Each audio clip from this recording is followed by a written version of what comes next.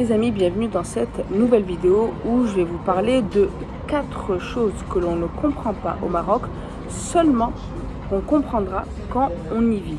Alors, en même temps que je vous parle les amis, je prends mon café, je me fais plaisir, je mets un petit sucre. Alors, une des premières choses qui est flagrante et que très peu de personnes comprennent, et c'est seulement au moment où tu y vis que tu vas le comprendre, c'est plusieurs fois vous venez au Maroc et vous voyez des gens qui marchent sur les rues et non pas sur les trottoirs. Et vous faites la première remarque, mais je ne comprends pas. Pourquoi ils marchent sur la route? Ils ne savent pas qu'il y a des trottoirs, ils ne peuvent pas s'en servir.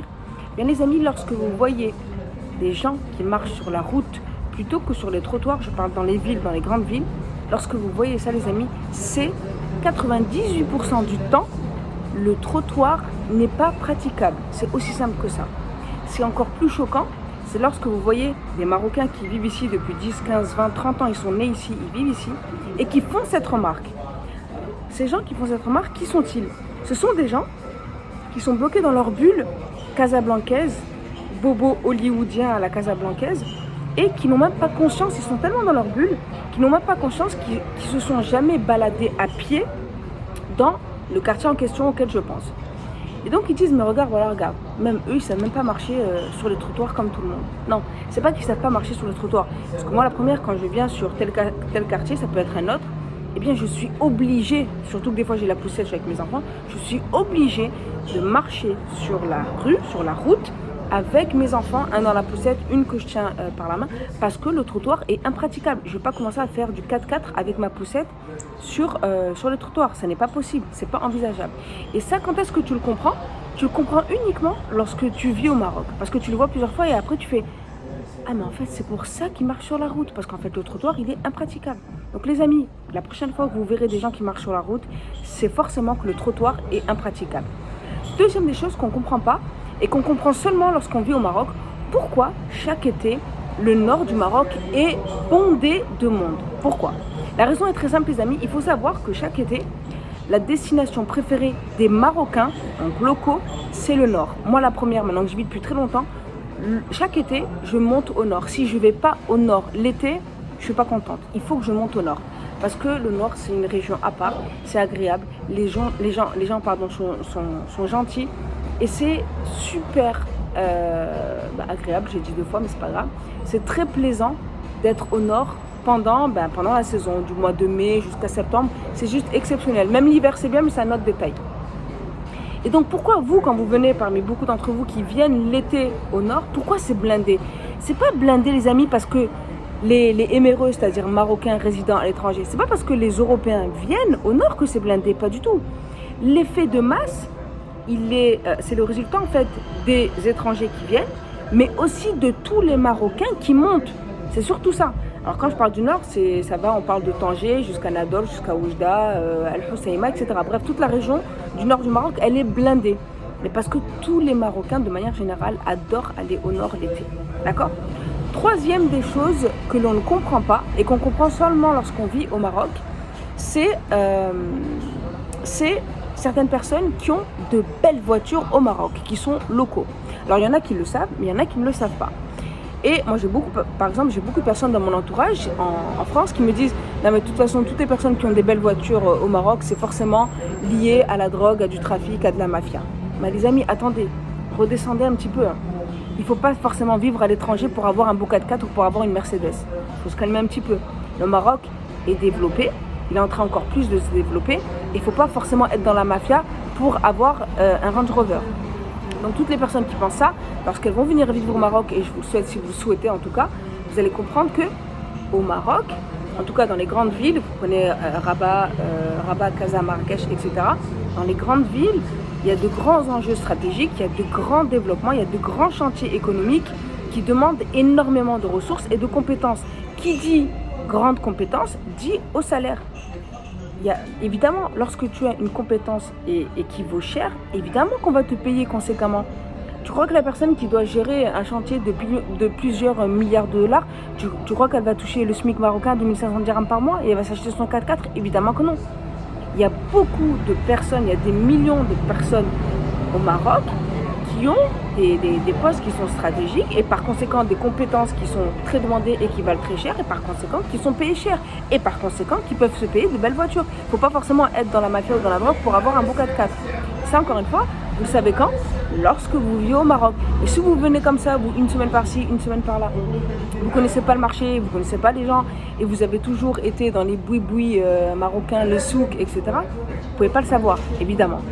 Ensuite, quatrième ou cinquième, je ne sais plus le compte, quatrième je pense. Quatrième et dernière chose qu'on ne comprend pas au Maroc, pourquoi les Marocains ont tendance à toujours taxer plus cher les immigrés, les enfants d'immigrés qui viennent l'été. Pourquoi en gros on vous arnaque très souvent et pourquoi on vous fait payer cher un service ou un produit que vous voulez acheter.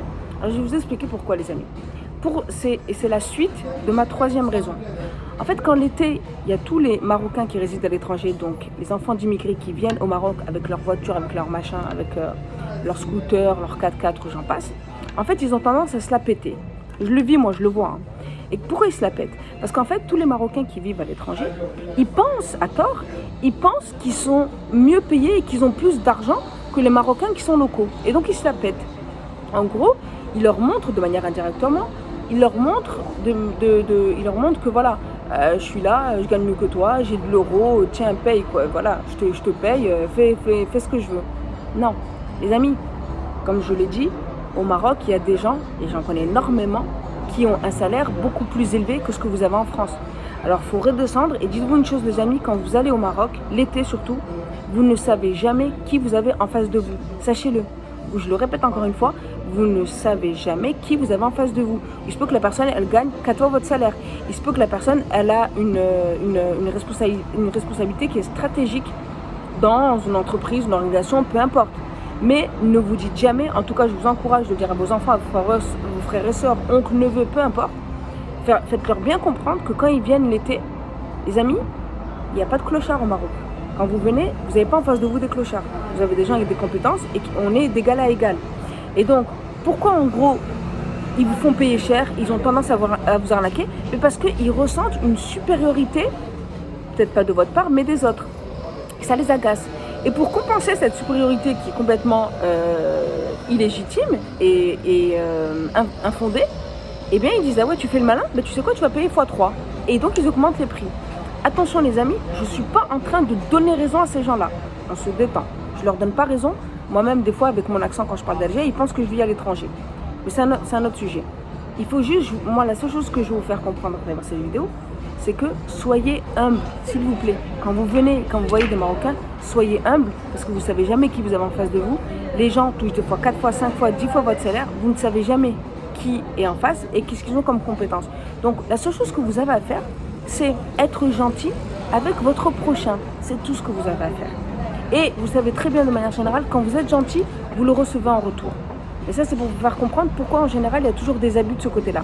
Parce qu'on sent une supériorité des gens qui viennent de l'étranger en disant, genre, voilà, moi j'ai de l'argent, toi t'en as pas, vas-y, fais ce que je veux, quoi. C'est bon, je te paye. Ça coûte rien ce que je veux, donc vas-y, tiens, vas-y, fais. Et ça, c'est très désagréable.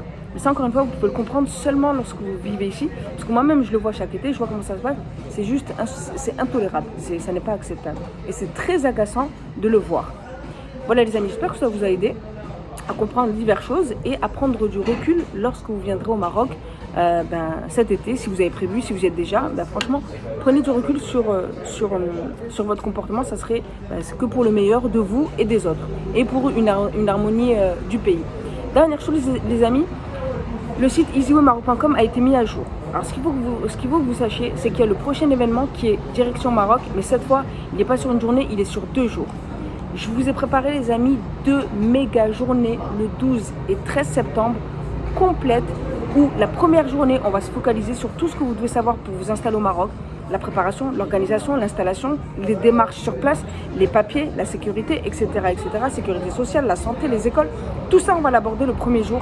Et le deuxième jour, donc le 13 septembre, on va se focaliser sur quoi? Un truc qui est fondamental et que vous avez tous besoin les amis, c'est le développement de votre expertise, le développement de votre business au Maroc.